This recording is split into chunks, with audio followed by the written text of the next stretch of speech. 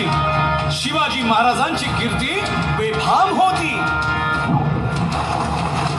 महाराजांची कीर्ती बेफाम, भोल्या भोल्यांना फुटला घाम. याला कोण घालील यस्सेने दरबारी पुस्ती बेगम. बडी बेगम म्हणजे अली आदिल शहाची आई बर का. नजरेत तिच्या अंगार दरबार झाला गपगार. कुणी घेईना पुढाकार, साऱ्यांनीच मानली हार. इतक्यात अचानक एक सरदार उठला, बोलला, हम लाएंगे शिवाजी को. आणि त्यानं विडा उचलला. नवतेच अफजल खाने, या नवतेच अफजल खाने चिता जागता जणू सहिताने. कान बोलला छाती ठोकून, शिवबाला टाकतो चिरडून.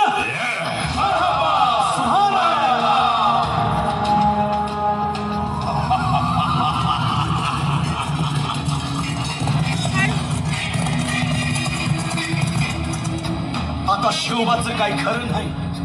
इकडं निजाम, तिकडं मोगल, पलीकडं इंग्रज. जो तो हेच बोलू लागला.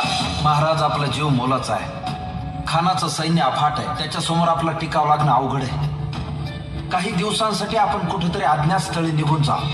काय म्हणालात रायबा? मासाहेब, आम्हाला आमच्या जीवाची पर्वा नाही. राजांचा जीव वाचणं गरजेचं आहे. रायबा, शिवबा केवळ आमचा पुत्र नाही, तर अवघ्या मराठी जनांचा स्वाभिमान आहे. या मातेने आपला पुत्र गमावला तरी 72, परंतु भ्याडपणे पळून जाऊन या मराठी मुलखाचा स्वाभिमान गमावता कामा नये. अशा वाघिणीचा त्यो छावा. बाळासाहेब, आपला पुत्र आणि मराठी मुलकाचा स्वाभिमान विजयी टिळा लावूनच परत येईल. अशा वाघिणीचा त्यो छावा. तथास्तु. गनिमाला कसा ठेचावा, डोक्यात नेहमी कावा. भेटीचा धाडला सांगावा. खानाच्या भेटीसाठी महाराजानं एक शानदार शामियाना उभारला होता. आणि अशा या शामियान्यात खान दौलत डुलेत आला. खान दौलत डुलेत आला. सय्यद बंडा त्याच्या संगतीला, सय्यद बंडा त्याच्या संगतीला. शिवबाच्या संगती महाला. राजाला पाहून खान म्हणतो कसा, आओ आओ शिवाजी, आओ हमारे गले लग जाओ. खानानं राजाला आलिंगन दिलं आणि दगा केला. खानानं अभिमान मान्याला, खानानं अभिमान मान्याला. कट्यारीचा वाद त्यानं केला, कट्यारीचा वाद त्यानं केला. खर खर आवाज झाला, खर खर आवाज झाला. चिलखत होतंय अंगाला, चिलखत होतंय अंगाला. खानाचा वार फुका गेला. खान यडबडला. इतक्यात महाराजानं पोटाबंदी पिचवा ठेकेला, पोटाबंदी पिचवा ठेकेला. वाघेनं खाचा मारात केला, वाघेनं खाचा मारात केला. टरा टरा पडलं पोटाला, टरा गेला खानाचा कोतळा. भाई रे भाई रे आला जी जी, भाई रे आला जी जी जी.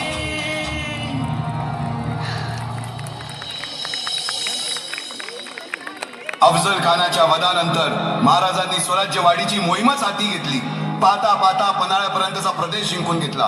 कोकणही ताब्यात घेतले. सर्वत्र फक्त विजयच विजय दिसू लागला. हिंदवी स्वराज्य वाढू लागले.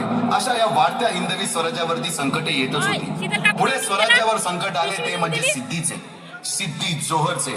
सिद्धीने सुमारे 4 महिन्यापेक्षा जास्त पन्हाळ्याला वेढा घातला. या वेड्यातून महाराजांना सुटकेसाठी बाजीप्रभू देशपांडे, शिवा काशीद व अनेक बांधलांनी पराक्रमाची शिकस्त दिली. समोर मृत्यू दिसून सुद्धा शिवा काशीद प्रति शिवराय बनून सिद्धीच्या शामियानात जातात. काय म्हणावे त्या धैर्याला. पावनखिंडीत 3000 गनिमांशी अवघ्या 300 मावळ्यांना घेऊन गोडखिंड अडून धरली आणि बाजीप्रभूंनी राजांना पुढे जाण्यास सांगितले. काय म्हणावे त्या शौर्याला. राजे, लाख मिले तरी चालतील, परंतु लाखांचा पोशिंदा हा जगलाच पाहिजे. जा राजे जा, फक्त एक करा. विशालगडावर पोहोचल्यावर तोफेचे 5 बार द्या. तोपर्यंत हा बाजी या खिंडीतच गनिम रोखून ठेवतो. पुरंदराच्या तळावेळी मुरारबाजींना माझ्या सैन्यात आलमगीर बादशाहकडून मनसब देतो असे आमिष दाखवणाऱ्या त्या दिलेर खानासमोर मुरारबाजी स्वराज्याच्या पायी वाहिलेल्या निष्ठेला आठवून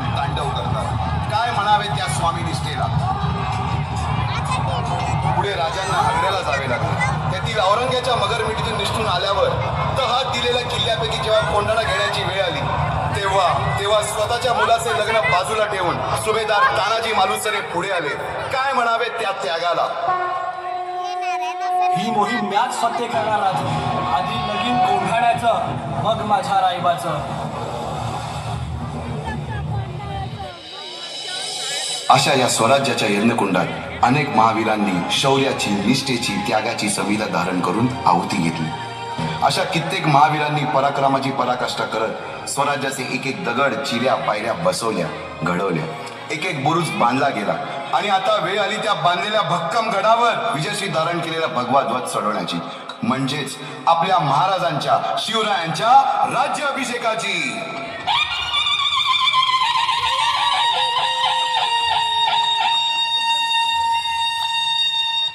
350 वर्षाच्या काळरात्रीनंतर अरुणोदय झाला. भगवंतांनी दिलेला शब्द खरा झाला. हिंदवी स्वराज्य स्थापन करणारा, यवनांची पीडा नष्ट करणारा जाणता राजा राज्याभिषेकासाठी सज्ज झाला.